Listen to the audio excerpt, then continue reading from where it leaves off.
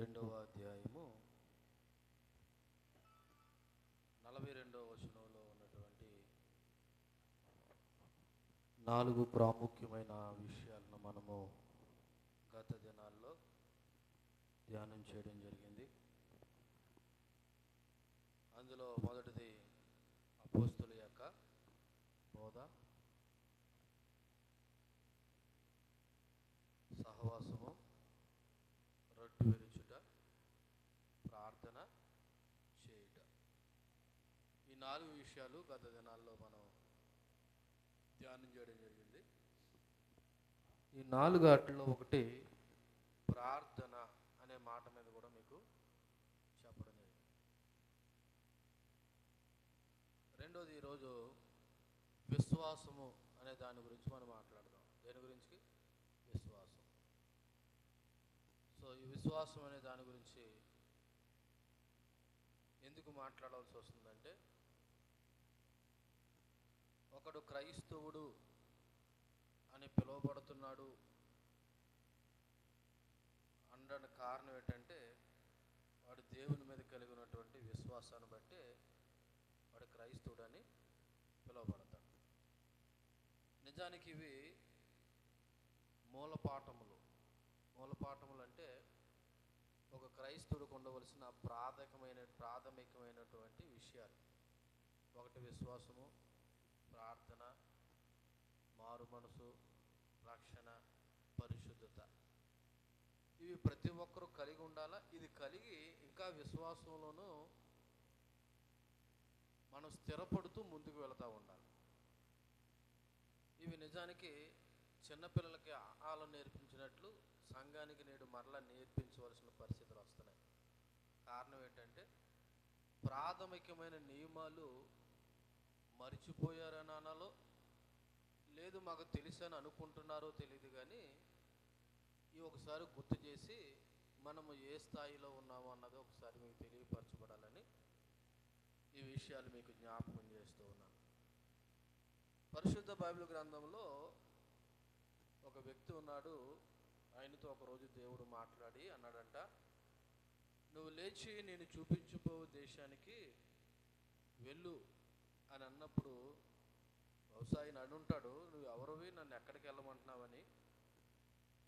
నువ్వు ఏదైతే దేవుళ్ళని దేవతల్ని పూజించి అవే నిజమైన దేవుళ్ళు అనుకుంటున్నావో అవి కాదురా దేవుళ్ళు.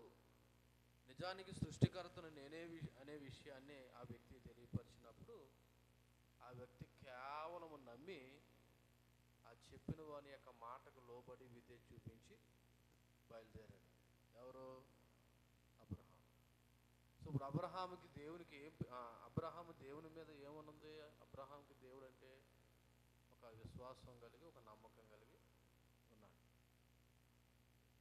అయితే ఇక్కడ అబ్రహాం గురించి ఎందుకు జ్ఞాపకం చేసుకోవాలంటే, ఆయన విశ్వాసులకు తండ్రి అని ఒక పేరుంది. ఆయనకి ఏ పేరుంది? విశ్వాసులకు తండ్రి. అంటే ఈ భూమి మీద ఎవడైనా విశ్వాసి లేదా విశ్వాసురాలు అని ఎవరైనా పిలువబడుతూ ఉన్నారంటే వీళ్ళందరికీ కూడా ఆయన ఒక తండ్రిలాగా ఉన్నాడు. తండ్రిలాగా ఉన్నాడు అనే మాట ఎందుకు అనవలసి వచ్చిందంటే, నిరీక్షణకు ఆధారం లేనప్పుడు, అంటే నమ్మడానికి ఏ విధమైన అవకాశం లేనప్పుడు ఆయన ప్రభువు నమ్మాడు. ఈరోజు మనం నమ్మడానికి అవకాశాలు ఉన్నాయి, ఆధారాలు ఉన్నాయి. ఇప్పుడు రకంగా చెప్పాలంటే మనం ప్రభువు నమ్ముకోవడం గొప్ప కాదు. ఏ నమ్మకము, ఏ నిరీక్షణ లేనప్పుడు ప్రభువు నమ్మాడు చూసారా, అది ఆయన గొప్పతనం. సో అందుకే ఆయన విశ్వాసులకి తండ్రి అయ్యాడు. కాబట్టి ఈ రాత్రికాల సమయంలో మన విశ్వాసం అనే మాటల గురించి మాట్లాడుకుంటే, దీన్ని తెలుగు భాషలో లేకపోతే వాడుక భాషలో విశ్వాసం అంటే నమ్మకము. విశ్వాసం అంటే ఏంటి? నమ్మకం, నమ్మటం. అయితే వాడుక భాషలో నమ్మటం అయినా బైబిల్ భాషలో దీనికి ఒక డెఫినేషను, ఎబ్రివేషను చెప్పడం జరిగింది. ఎబ్రిల్కి రాసినటువంటి పత్రిక 11వ అధ్యాయము 1వ వచనాన్ని మనం చదువుదాం. విశ్వాసమనున్నది నిరీక్షింపబడి వాటి యొక్క నిజస్వరూపము, అదృశ్యమై ఉన్నవన్నట్టుకు రుజువై ఉన్నది. అంటే విశ్వాసం అంటే ఒక దానిపైన లేదా ఒక వ్యక్తి మీద దృఢమైన నమ్మకం. విశ్వాసం కలిగి ఉండడం అనేది సత్యమైన సంగతులు మనం చూడలేనప్పటికీ, అది పూర్తిగా వాటిని గ్రహించలేనప్పటికీ, వాటి కొరకు నిరీక్షించడం లేదా నమ్మడమే విశ్వాసం. ఇంకా మనకు అర్థమయ్యేలా చెప్పాలంటే, విశ్వాసం అనేది రెండు విషయాలకు సంబంధించింది. ఒకటి రాబోయే వాటిది, ఇంకా రాలేదు, రాబోయే వాటిని ఆశతో ఎదురు చూడటం. రెండు, కంటికి కనిపించిన దాన్ని నిరీక్షించడం. ఈ రెండు విషయాలను కూడా మనము విశ్వాసం అని చెప్పచ్చు.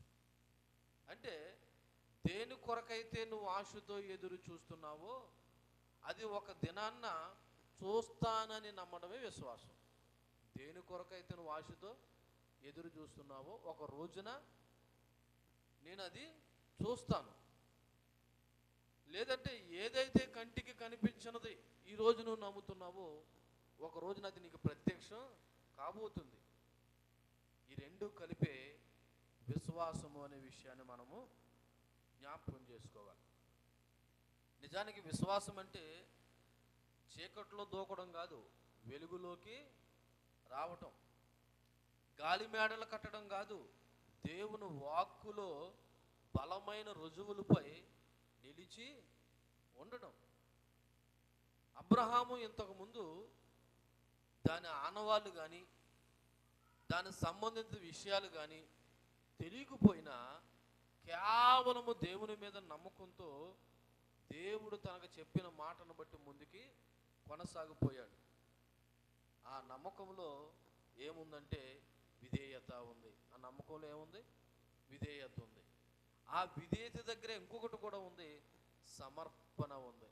ఏముంది? సమర్పణ. ఎలాగంటే ఇందాక మాట్లాడుకున్నట్టు దేవుడు ఒక రోజున అబ్రహాంతో మాట్లాడాడు. నువ్వెవరివి అని అడిగాడు. నేను సృష్టికర్తని, నిన్ను సృజించిన వాడిని అని చెప్పాడు. సరే, ఏటి పని అంటే నేను నీకు చూపించిపోవు దేశానికి వెళ్ళు.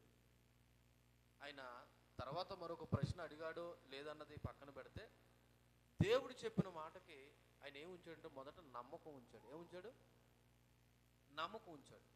ఆ నమ్మడానికి ముందు తన జీవితంలో ఏం జరిగిందంటే దేవునితో ఒక సమర్పణ జరిగింది. ఏం జరిగింది?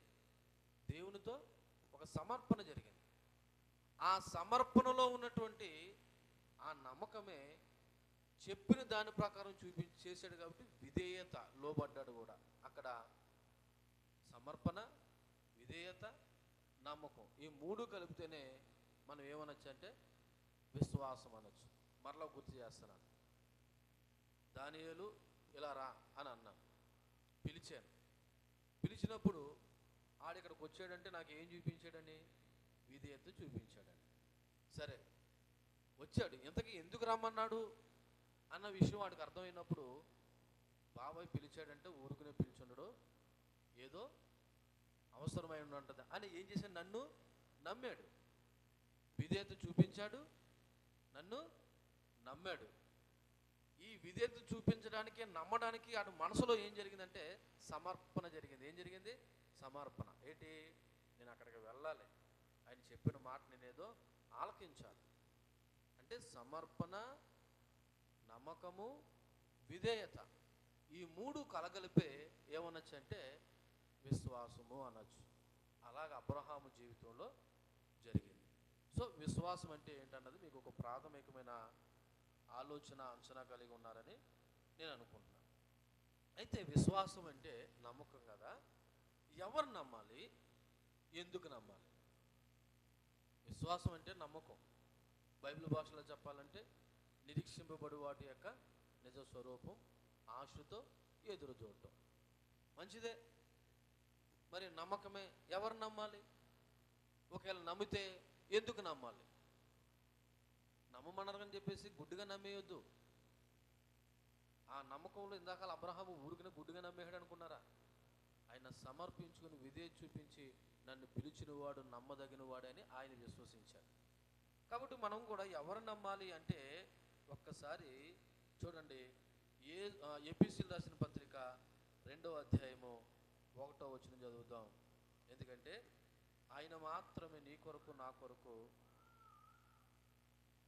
ప్రాణం పెట్టాడు. ఎఫెసీయులకు రాసిన పత్రిక 2వ అధ్యాయం 1వ వచనం.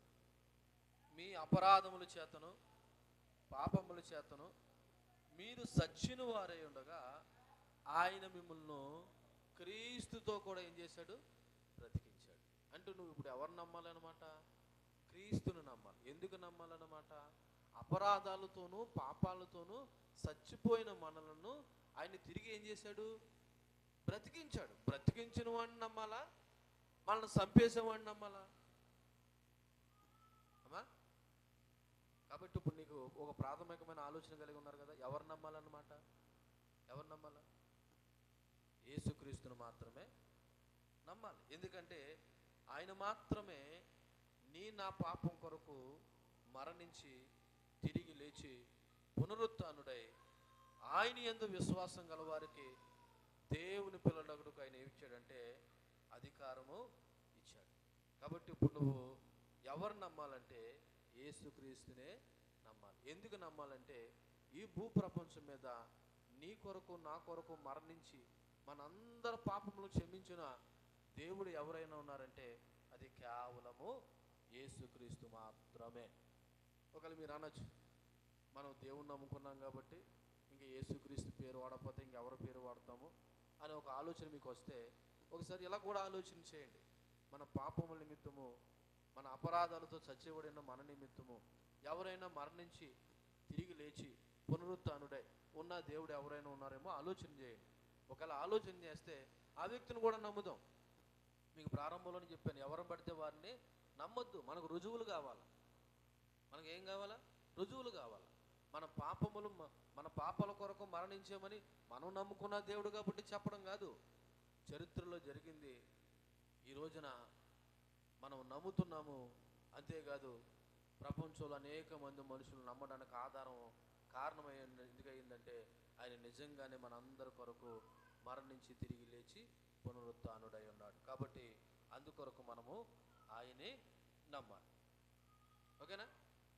అయితే ఎందుకు నమ్మాలి అనే విషయాన్ని జ్ఞాపకం చేసుకున్నప్పుడు ఒకటి, ఆయన మన కొరకు మరణించాడన్నదే కాకుండా రెండోది, ఆయన నమ్మడం వల్ల అంట మనకి దేవుడు పిల్లలగుటకు అధికారం ఇచ్చాడంట.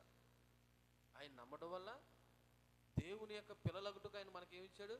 అధికారం ఇచ్చాడు. యోహాను సువార్త 1వ అధ్యాయం 12వ వచనంలో ఆ మాట రాయబడి ఉంటుంది. తన్ని అందరు అంగీకరించెదరో వారందరికీ, అనగా తన నామమందు విశ్వాసం ఉంచిన వారికి దేవుని పిల్లలకుటకు ఆయన ఏమిచ్చాడంట? అధికారం అనుగ్రహించాడు. అందుకొరకు నమ్మాలి. నువ్వు ఎవరినైనా, ఒకవేళ ఏ దేవుణ్ణైనా ఏ దేవతనైనా, తల్లి తండ్రి ఒకవేళ అనగలిగిన వాళ్ళు నిన్ను స్వీకరించే మనస్తత్వం అయితే లేదు. కానీ యేసు ప్రభు నీకు నాకు ఇచ్చిన హోదా ఏంటో తెలుసా? ఆయన పిల్లలకుటకు మనకి ఏమి ఇచ్చాడంట? అధికారం ఇచ్చాడు. అది కూడా ఎలాగిచ్చాడు? కేవలము నమ్మటం ద్వారా. ఆ నమ్మటంలో నీకు ఏం కలగాలి తెలుసా? యేసు ప్రభుని సొంత రక్షకునిగా అంగీకరించాలి. నమ్మడం అంటే ఒకటే సరిపోదు. అలాగనుకుంటే దెయ్యాలు కూడా యేసు ప్రభుని ఏం చేస్తున్నాయి? నమ్ముతున్నాయి. అంటే నమ్మడం అంటే మన దృష్టిలో ఇలా వచ్చి కూర్చుని వెళ్ళిపోవడం కాదు. ఆయన్ని నువ్వు సొంత రక్షకునిగా తండ్రిగా ఏం చేయాలంటే అంగీకరించాలి. అంగీకరించడం అనే మాటలో మరలా చెప్తున్నాను, అందులో నీకు నమ్మకం ఉండాలి, విశ్వాసం ఉండాలి, విధేయత ఉండాలి, సమర్పణ ఉండాలి. అలా ఉన్నప్పుడే మనము ఆలోచన చేయగలుగుతాం యేసు ప్రభువే నిజమైన దేవుడు అనే విషయం. అయితే యేసుక్రీస్తుని ఎందుకు నమ్మాలి? చాలామంది దేవుళ్ళు ఉన్నారు కదా, చాలామంది దేవతలు ఉన్నారు కదా. ఆ మాటకు వస్తే మన భారతదేశం లాంటి దేశంలో ఏదో 33.5 కోట్ల దేవుళ్ళు దేవతలు ఉన్నారంటున్నారు కదా. మరి అటువంటిది ఇప్పుడు యేసు ప్రభువునే ఎందుకు నమ్మాలి అంటే ఒకసారి అపోస్తల కార్యాలు 10వ అధ్యాయము 43వ వచనాన్ని చదువుదాం. అపోస్తల కార్యాలు 10వ అధ్యాయము 43వ వచనం చదివినట్లయితే, ఆయన యందు విశ్వాసం ఉంచి వాడెవడో వాడు ఆయన నామం మూలంగా పాపక్షమాపణ పొందునని ప్రవక్తలు అందరూ ఆయన గురించి సాక్ష్యం ఇచ్చుచున్నారు. ఎందుకు యేసు ప్రభువుని నమ్మాలంటే ఆయన నమ్మితేనే నీకు పాపక్షమాపణ. పాపక్షమాపణ అంటే నీ యొక్క నా యొక్క పాపములకు క్షమించే హక్కు అధికారం ఎవరికి ఉంది? దేవుడికే ఉంది. ఎందుకు ఆయనకే ఉందంటే ఆయన మాత్రమే నీ కొరకు నా కొరకు మరణించాడు కాబట్టి. ప్రకటన గ్రంథంలో ఒక పుస్తకం ఉందంట. ఆ పుస్తకం విప్పడానికి ఎవ్వరికి కూడా ధైర్యం చేయట్లేదంట, సాహసించలేకపోతున్నారంట. ఎందుకు సాహసించలేకపోతున్నారంటే అది విప్పాలంటే పాపరహితుడే కావాలంట. ఆ మాటకు వస్తే భూమి మీద ఉన్న మనుషులందరూ ఎవరో పాపులై ఉన్నారు. కానీ అప్పుడు యోహానుతో ఆ దూత అంటది, నువ్వేమీ చింతించుకో, భయపడకు, ఇదిగో దేవుని యొక్క గొర్రె పిల్ల దాన్ని విప్పడానికి అధికారాన్ని పొంది ఉన్నాడు. ఎందుకంటే ఆయనే నీ కొరకు నా కొరకు మరణించాడు కాబట్టి ఆయన నమ్మడం ద్వారానే నీకు ఏం కలుగుతుంది అంటే పాప క్షమాపణ కలుగుతుంది. అందుకొరకు నువ్వు యేసుక్రీస్తుని నమ్మాలి. నమ్ముకోవడం అందరూ నమ్ముకోవచ్చు, ఏ దేవుడినైనా నమ్ముకోవచ్చు, ఏ దేవతనైనా నమ్ముకోవచ్చు. కానీ నమ్ముకో, కానీ నీ పాపానికి క్షమాపణ కలిగించేవారు అంటే నిన్ను విడుదల కలుగు చేసేవారు నమ్మాలి కదా. ఇప్పుడు డబ్బులు ఎక్కడైనా దాయొచ్చు, బ్యాంకులో ఇది దాతను సేఫ్టీగా ఉంటుంది, సెక్యూరిటీగా ఉంటుందని, అవునా? మరి దాయడమే ఒకవేళ అవసరం అనుకుంటే మనం ఎక్కడైనా దాచుకోవచ్చు. కానీ పర్టికులర్గా బ్యాంకులో నిధి దాస్తున్నాం అంటే ఒక నమ్మకం. అక్కడైతే మన డబ్బులకి ఏమీ కాదు. ఈ మధ్యన బ్యాంకులో కూడా లాకర్ సిస్టమ్స్ వచ్చాయి. ఈ మధ్యన కాదు కానీ ఎప్పటి నుంచో ఉన్నాయి. అంటే బంగారాలు కూడా పోయి ఏం చేసుకోవచ్చు, అక్కడ దాచుకోవచ్చు. మన ఇంటికాడ ఉంటే దొంగలు కన్నం వేయచ్చు, దొంగలించవచ్చు. అదే బ్యాంకులో అయితే ఒక భద్రంగా ఉంటాయని ఒక నమ్మకం. అలాగే యేసు ప్రభువుని ఎందుకు నమ్మాలంటే ఆయనే నా పాపాలకు ఏం కలుగజేశాడంటే క్షమాపణ కలుగజేశాడు కాబట్టి అందుకు నమ్మాలి. మరొక మాట యోహాను సువార్త 3వ అధ్యాయము 16వ వచనం కూడా చదివితే, యోహాను సువార్త 3వ అధ్యాయము 16వ వచనంలో, దేవుడు లోకమును ఎంతో ప్రేమించును కాగా ఆయన తన అద్వితీయ కుమారునిగా పుట్టిన వాని యందు విశ్వాసించు ప్రతివాడు నశింపక నిత్య జీవం పొందినట్లు. అంటే రెండోది ఎందుకు నమ్మాలంటే నువ్వు నిత్య జీవం పొందుకోవడానికి నమ్మాలి. ఇందాకలా ఒకటేమో పాప క్షమాపణ కొరకు నమ్మాలి, ఎందుకంటే ఆయన మాత్రమే నిన్ను ఏం చేయగలడు, నీ పాపాల నుండి క్షమించగలడు. రెండోది ఎందుకు నమ్మాలంటే ఆయన యందు అనగా తన అద్వితీయ కుమారునిగా పుట్టిన వాని యందు విశ్వాసముంచు ప్రతివాడునంట నశింపక ఏం పొందుతాడంట, నిత్య జీవం పొందినట్లు దేవుడు అనగా తండ్రి అయిన దేవుడు యేసుక్రీస్తును మనకి అనుగ్రహించాడు. అందుకొరకు నమ్మాలి. మరొకటి చూద్దాం. అదే 18వ అధ్యాయము 18వ వచనం చూడండి. ఆయన యందు విశ్వాసం ఉంచు వానికి తీర్పు తీర్చబడదు, విశ్వసింపని వాడైతే దేవుని అద్వితీయ కుమారు నామం మంది విశ్వాసించలేదు కనుక వాడికి ఎంతకు ముందే తీర్పు తీర్చబడదు. మూడోది ఏంటంటే నువ్వు యేసుక్రీస్తునందు విశ్వాసం ఉంచితే నీకేముండదు అనమాట. ఏముండదు, తీర్పు ఉండదు. నువ్వు తీర్పులోకి రావు, నిత్య జీవంలోకి నువ్వు ప్రవేశించావు. కాబట్టి అందుకు యేసు ప్రభుని నమ్మాలి. ఇంకెందుకు నమ్మాలంటే 5వ అధ్యాయము 24వ వచనం కూడా చదవండి. 5వ అధ్యాయము 24వ వచనం, నా మాట విని నన్ను పంపిన వాని యందు విశ్వాసించువాడు నిత్య జీవం గలవాడు, వాడు తీర్పులోనికి రాక మరణములో నుండి జీవంలోకి దాటి ఉన్నాడని. తీర్పులోకి రాక ఎక్కడ పోయాడు అంటాడు, నిత్య జీవంలోకి పోయాడు. అంటే నేను ఇవన్నీ ఎందుకు చెప్తున్నానంటే యేసుక్రీస్తుని ఎందుకు నమ్మాలి. మరొక మాట అదే యోహాను సువార్త 6వ అధ్యాయము 41వ వచనం కూడా చదివితే అక్కడ ఏం రాయబడి ఉన్నదంటే, కాబట్టి నేను పరలోకం నుండి దిగి వచ్చిన ఆహారం అని ఆయన చెప్పినందున యూదులు ఆయన గురించి సనుగుకొనుచు, ఈయన యేసేపు కుమారుడైన యేసు కాడా, ఈయన తల్లిదండ్రులు మనం ఎరుగుదాం కదా, నేను పరలోకం నుండి దిగి వచ్చి ఉన్నానని ఈయన ఎలాగ చెప్పుచున్నాడు అన్నది. అందుకే యేసు, మీలో మీరు సనుకోకండి, నన్ను పంపిన తండ్రి వాడిని ఆకర్షించేనే కానీ ఎవడు నా యొద్దకు రాలేడు. అంత్య దినాన్ని నేను వాడిని ఏం చేస్తాను, లేపుతాను. నువ్వు మరణించిన తర్వాత మరలా నువ్వు తిరిగి లేపబడాలంటే ఎవరు లేపబడాలి, ఎవరు లేపుతారనమాట? నిన్ను లేపే దేవుణ్ణి నమ్మాలి తప్ప నిన్ను ముంచే దేవుని కాదు నువ్వు నమ్మటం.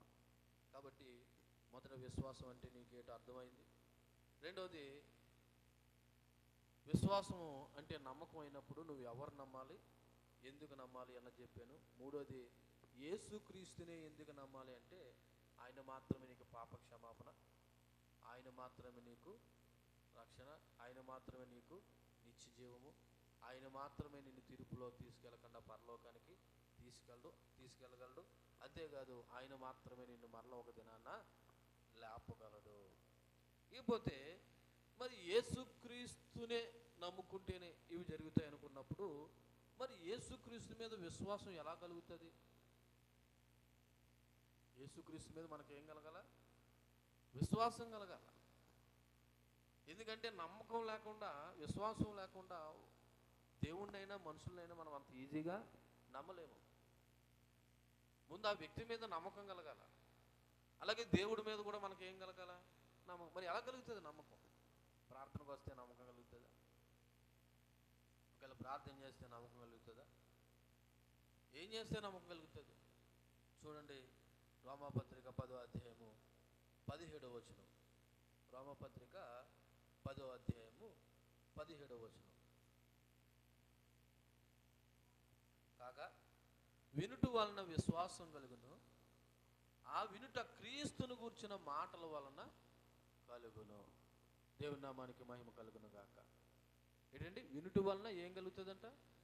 విశ్వాసం కలుగుతుంది. కానీ ఆ వినడం కూడా ఎవరి మాటలు వినాలంట? అమ్మ, ఎవరి మాటలు వినాలంట? యేసుక్రీస్తుని గూర్చిన మాటలే వినాలి. వింటున్నారా? వెనకాల ఉన్న వాళ్ళు వింటున్నారు, చాలా చక్కగా వింటున్నారు, నేను చూస్తున్నాను.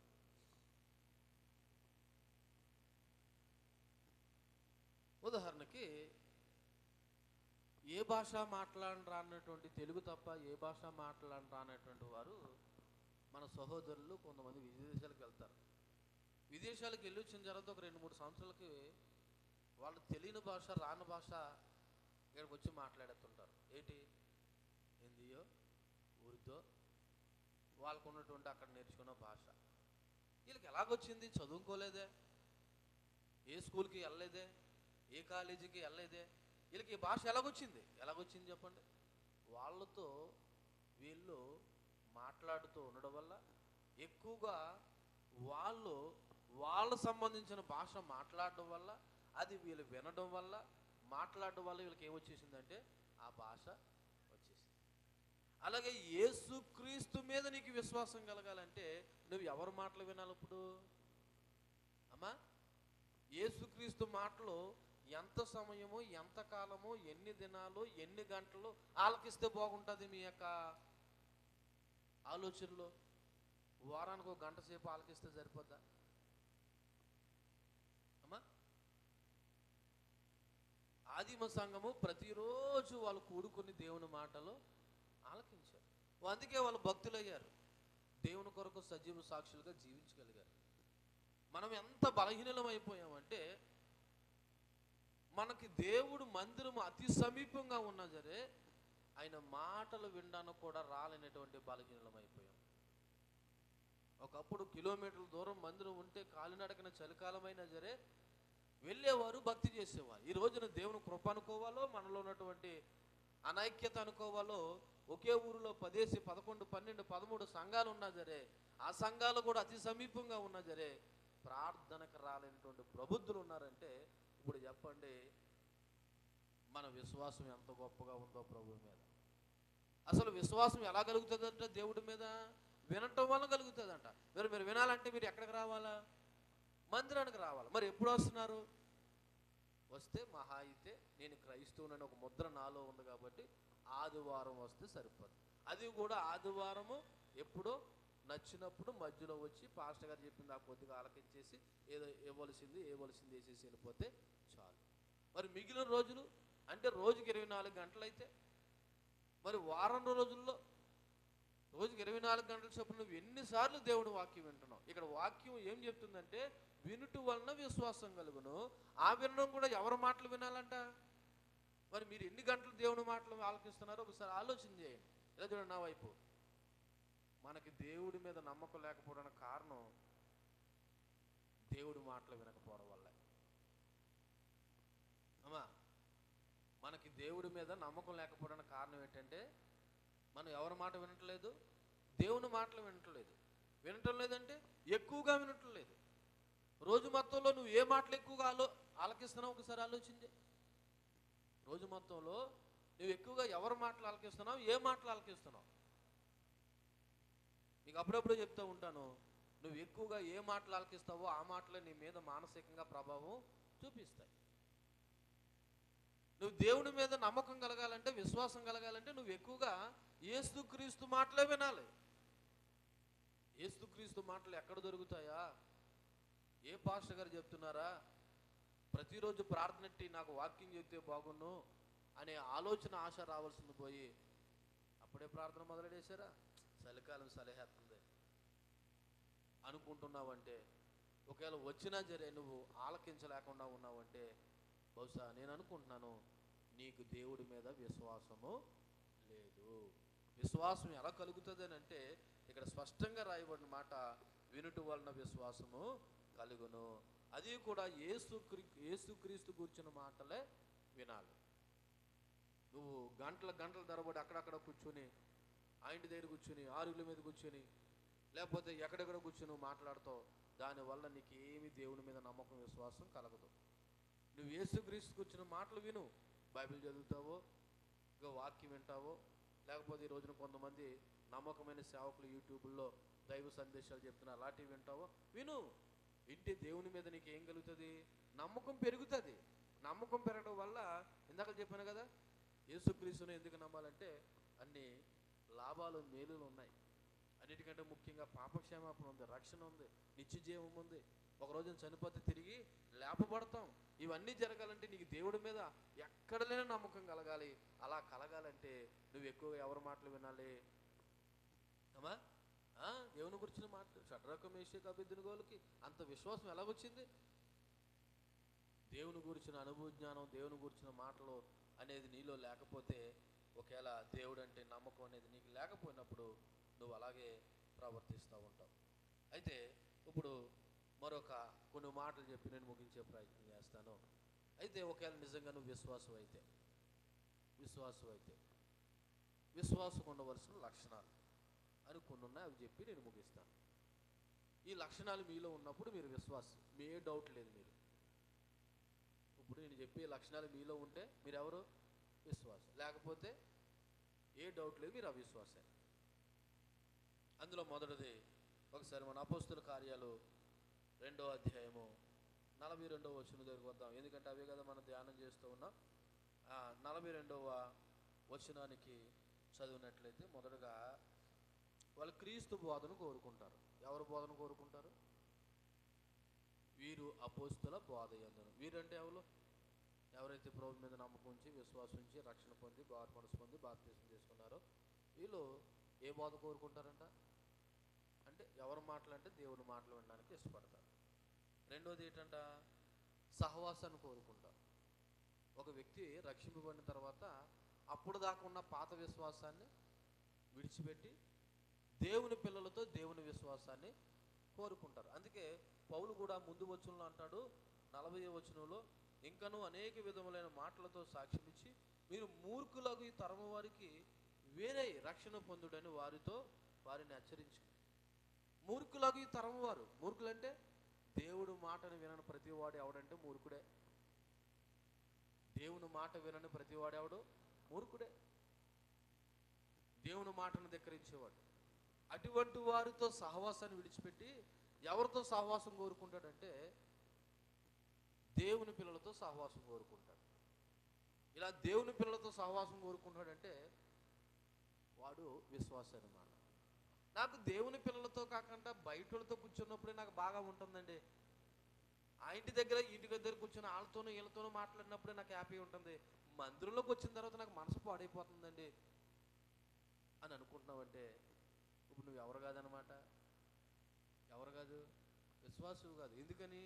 విశ్వాసం ఏ సహవాసం కోరుకుంటారంట? దేవుని పిల్లలతో సహవాసం కోరుకుంటారు. మూర్ఖులకు తరమ వారితో సహవాసాన్ని విడిచిపెడతారు.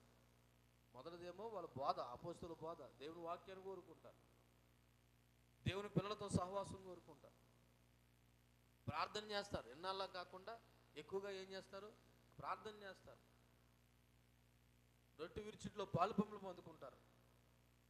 ఇంకా ఆలోచన చేస్తే చూడండి, 44వ వచనం, విశ్వసించిన వారందరూ, విశ్వసించిన వారు ఏంటంటే ప్రభువు నమ్మిన వారందరూ ఏకంగా కూడి తమకు కలిగిందంతా సమిష్టిగా ఉంచుకుంటారు. మందనే భావన కలిగి ఉంటారు. విశ్వాసకి ఏ భావన వస్తుంది? నిజంగా యేసు ప్రభువు నమ్మిన వాడికి ఇలా చూడండి, నాది అనే భావన రాదు. మంది మంది మంది మనమనే భావం రావాలా. అసలు సంఘం అంటేనే మనము. వ్యక్తిగతంగా చెప్పాలంటే సంఘం అంటే నువ్వు, ఒకవేళ కలుపు చెప్పాలంటే మనము. అందులో ఏకభావం కనబడుతుంది. ఒక వ్యక్తిలో మంది మనము అనే భావం నీలో కనబడుతుందంటే నువ్వు విశ్వాసవి. ఇంకా ఆలోచన చూస్తే చూడండి, అక్కడ రాయబడినటువంటి మాట 45వ వచనంలో, 44వ వచనంలోనే తమకు కలిగిందంతా సమిష్టిగా ఉంచుకున్నారు. ఇది కాక వారు తమ సరస్థిరాస్తులు నమ్మి అందరికీ వారు అక్కర కొలత ఏం చేశారంట? పంచిపెట్టేశారు. విశ్వాసి దాతృత్వ స్వభావం కలిగి ఉంటాడు. సేవ చేయాలనే భావం కలిగి ఉంటాడు. ఉన్న దాంట్లో పెట్టాలనే మనసు కలిగి ఉంటాడు. కానీ మనకి అవసరమైతే మురిగిపోయిందన్నా ముక్కుపోయిందన్నా ఫ్రిడ్జ్లో పెట్టుకుని మనమే తింటాం తప్ప లేనోడికి పెట్టాలా, వాడి యొక్క అత్యవసర పరిస్థితుల్లో వాడు అవసరాన్ని తీర్చాలా అన్నది ఏమీ ఉండదు. ఎందుకంటే నీది మందనే భావం లేదు. నీకు ఏ భావం ఉందంటే నా స్వార్థంతో కూడిన భావమే ఉంది. ఎందుకంటే నువ్వు విశ్వాసువు కాదు కాబట్టి. ఒకవేళ విశ్వాసువు అయితే నువ్వు ఏ భావం కలిగి ఉంటావో తెలుసా? నీ ఆస్తులు అంతస్తులు అమ్మేసి పంచిపెట్టక్కర్లేదు. కనీసం నీకు ఉన్న దాంట్లో ఇతరులకు పెట్టాలనేటువంటి మనసు నీకు కలిగి ఉంటావు. దేవుని నామానికి మహిమ కలుగును గాక. హల్లెలూయా. ఆ మాటకు వస్తే ఇంకా ఇరుగు పొరుగు వారికి సేవ చేయాలనేటువంటి మనసు నీకు కలిగి ఉంటావు. 46వ వచనంలో, మరియు వారు ఏక మనసుకులై ప్రతిదినము దేవాలయములో తప్పక కూడుకొనుచు. ఆగండి. మరొక లక్షణం ఏంటంటే వాళ్ళందరూ ఏక మనసుకులే. ఏ మనసుకులే? నువ్వు నిజమైన విశ్వాసం అయితే ఇలా చూడండి, నేను ఇలాగ అంటున్నాను కాదు, కానీ నువ్వు అందరితో సమాధానం కలిగి ఉంటావు, ఏక మనసు కలిగి ఉంటావు. బైబిల్ వాక్యం చెప్తుంది, సమాధానానికంట ప్రయాసపడాలంటే వెంటబడి.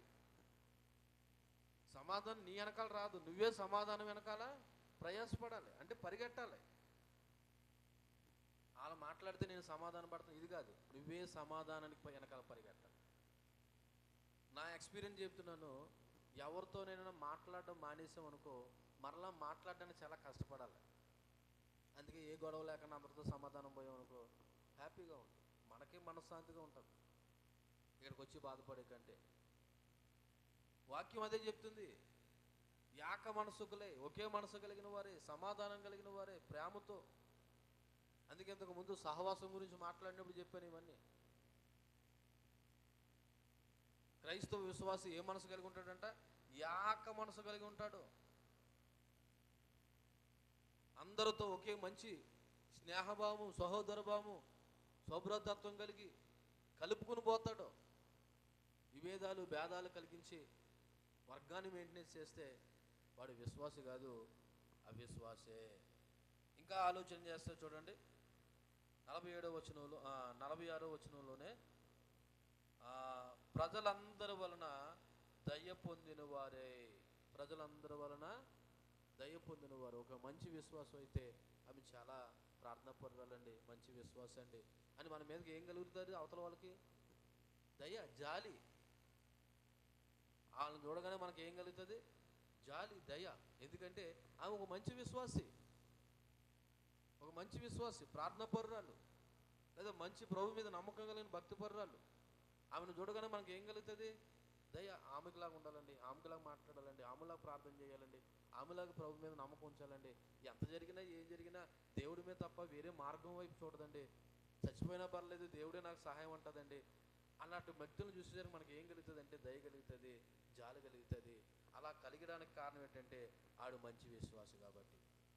వాడు మంచి విశ్వాసి కాబట్టి. 47వ వచనంలో, ఆనందంతోనూ నిష్కపటమైన హృదయంతోనూ ఆహారము పుచ్చుకుంటారు. అంటే ఏమున్నా లేకపోయినా ఉన్న దాంట్లోనే సంతృప్తిగా జీవిస్తారు. హల్లెలూయా.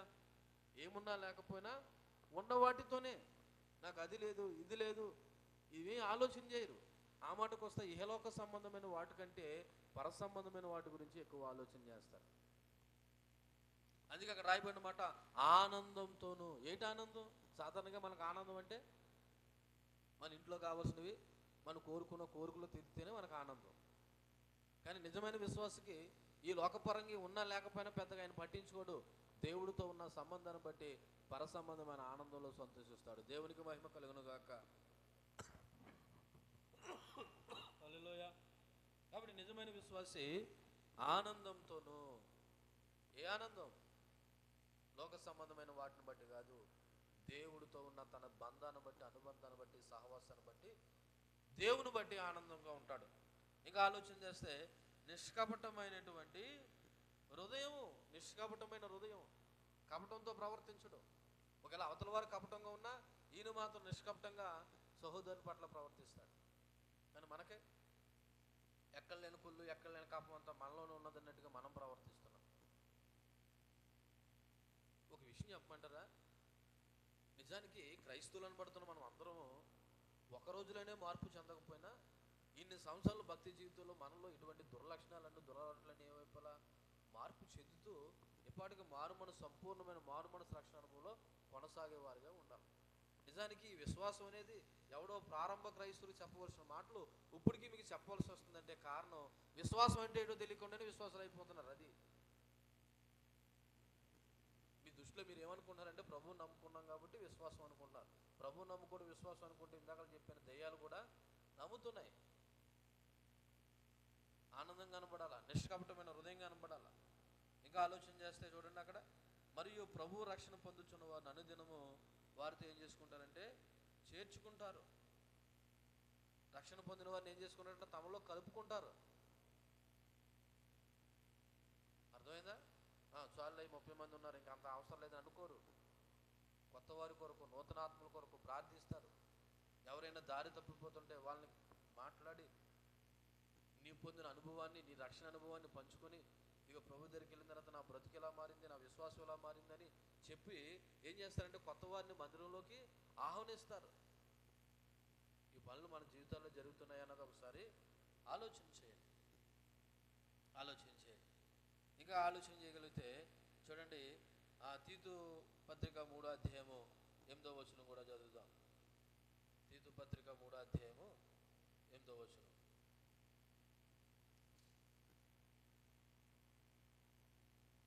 ఏమని రాయబడి ఉన్నది?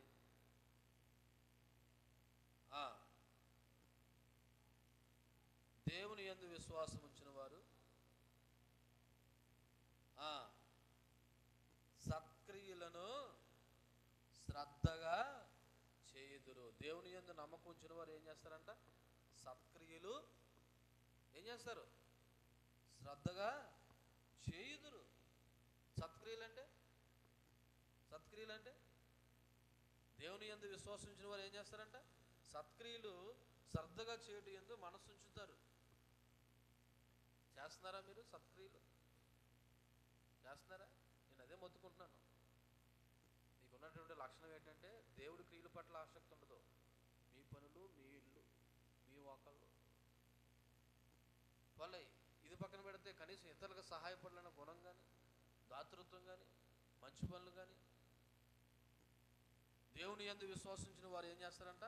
సత్క్రియలు. ఇంకా ఆలోచన చేస్తే రోమపత్రిక 11వ అధ్యాయం 20వ వచనంలో కూడా, రోమపత్రిక 11వ అధ్యాయము 20వ వచనం కూడా చదవండి. మంచిది వారు విశ్వాసాన్ని బట్టి విరిచివేయబడ్రి. మంచిది వారు అవిశ్వాసాన్ని బట్టి విరిచివేయబడ్రి. నీవైతే విశ్వాసాన్ని బట్టి నిలిచి ఉన్నావు కాబట్టి గర్వించక భయపడము. నీకు ఒకవేళ ఇలా చూడండి, మీలో విశ్వాసం ఉందనుకో, నిజమైన విశ్వాసి గర్వం ఉండదండి. నిజమైన విశ్వాసకి ఏముండదు? గర్వం ఉండదు. పైగా దేవునికి భయపడతారు. ఆ మనిషి నాకు వందలు చెప్పడం పెట్టి నేనే ఆ మనిషి నాకు చెప్తుంది వందనాలు. నిజమైన విశ్వాసవతి నీలో ఏముండదు? గర్వం ఉండదు.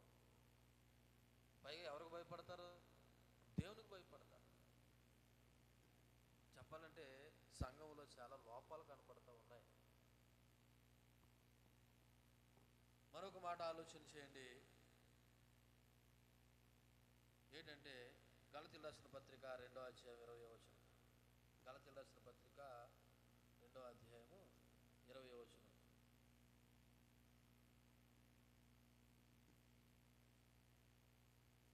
చూసారా? 2వ అధ్యాయము 20వ వచనం. నేను క్రీస్తుతో కూడా సిలువ వేయబడి ఉన్నాను, ఇక జీవించువాడు నేను కాను, క్రీస్తే నా యందు జీవించున్నాడు. నేను ఇప్పుడు శరీరమందు జీవించుచున్న జీవితము నన్ను ప్రేమించి నా కొరకు తను తాను అప్పగించిన దేవుని కుమారుని యందలి విశ్వాసం వలన జీవించుచున్నాను. అంటే తను పూర్తిగా దేవుడికి సమర్పించుకుని జీవిస్తాడు విశ్వాస అయితే.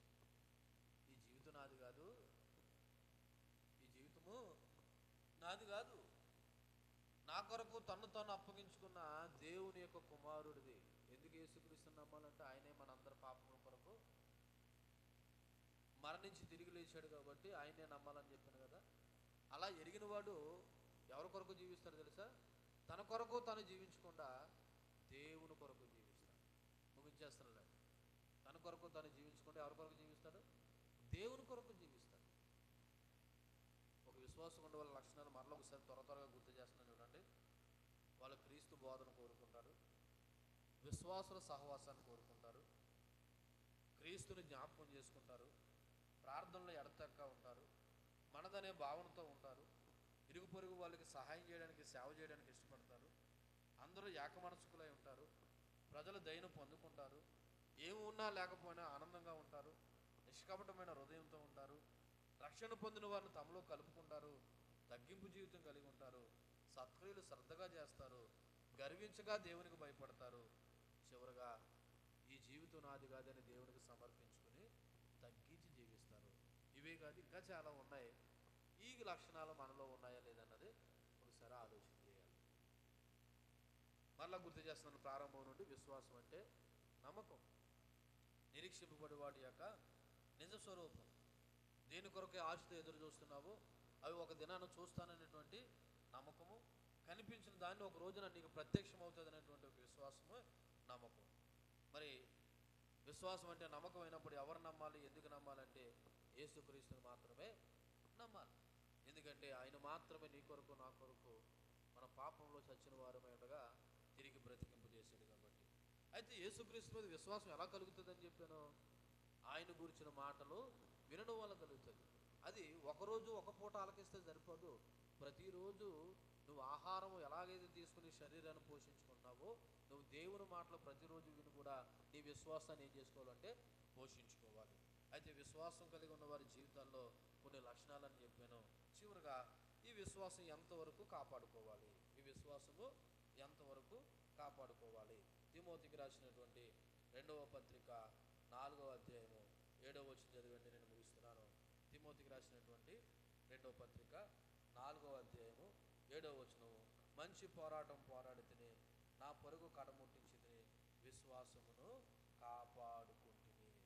ఇది పౌలు భక్తుడు తన యొక్క చివరి దినాలలో, అనగా ఆ ప్రభు పిలుపును అందుకోవడానికి ముందు చివరిగా తను పలికిన మాటలు ఏమన్నాడంటే, మంచి పోరాటం పోరాడితిని, నా పరుగును కడముట్టించితిని. ఏం కాపాడుకున్నాను? విశ్వాసాన్ని కాపాడుకున్నాను. ఎప్పుడు దాకా కాపాడుకోవాలి లెక్కన విశ్వాసం? మరణించేంత వరకు, లేదా ప్రభు వచ్చేంత వరకు నీ విశ్వాసాన్ని కాపాడుకోవాలి. మరి మనం ఏమనుకుంటున్నాం తెలుసా?